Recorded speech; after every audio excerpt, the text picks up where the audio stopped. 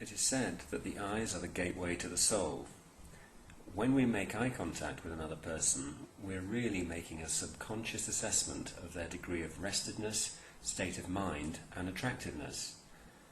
As we age, the eye starts to show telltale signs such as prominent fat pads in lower and upper eyelids, wrinkles, and a tear trough deformity or nasojugal groove.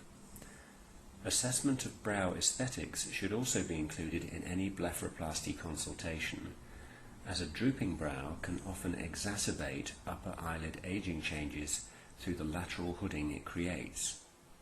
Several characteristic changes occur with the aging process.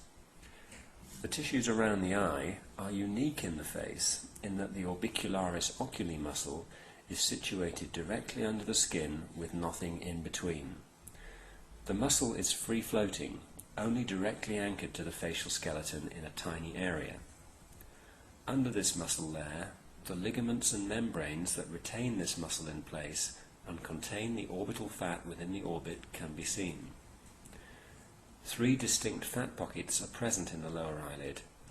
These can bulge forward and become increasingly prominent with age, causing the appearance of eye bags.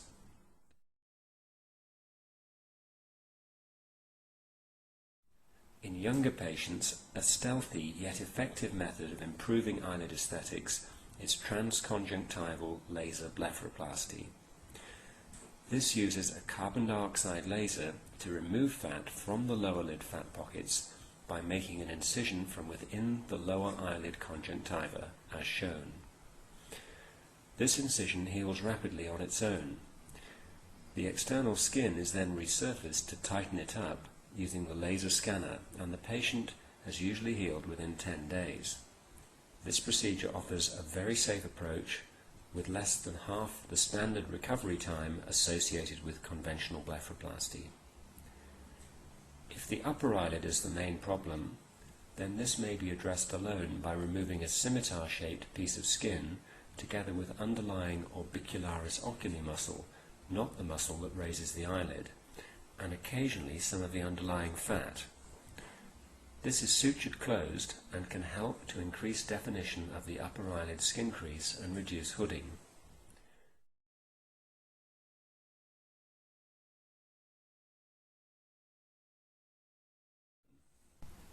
With advancing age, the orbital fat herniates forwards, causing a bag, and as the cheek fat, suborbicularis oculi fat or sous, descends simultaneously, a hollow appears between them which is known as the tear trough.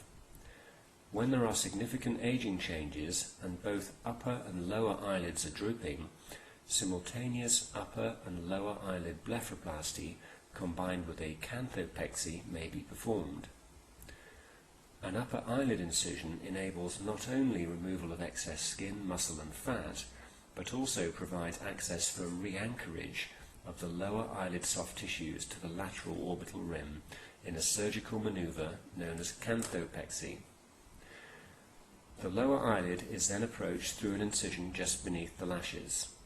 This incision is then deepened through the orbicularis oculi muscle, and the orbicularis retaining ligament is freed. The orbital septum, the membrane which retains fat within the orbit, is exposed, including its bony attachment to the lower orbital rim, which is known as the arcus marginalis.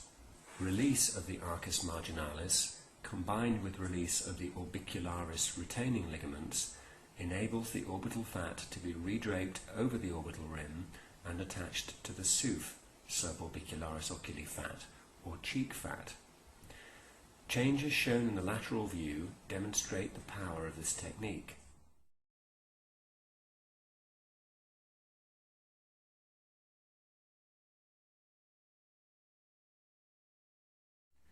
When the contour of the fat pockets have been corrected, the tear trough is effaced. Patients undergoing fat redraping blepharoplasty invariably benefit from simultaneous lateral lower eyelid tightening or canthopexy, a procedure which restores elasticity to the lower eyelid when it has been lost through the aging process. The best analogy for this is to consider the lower eyelid as a clothesline and removal of skin as the equivalent of hanging heavy wet washing on it.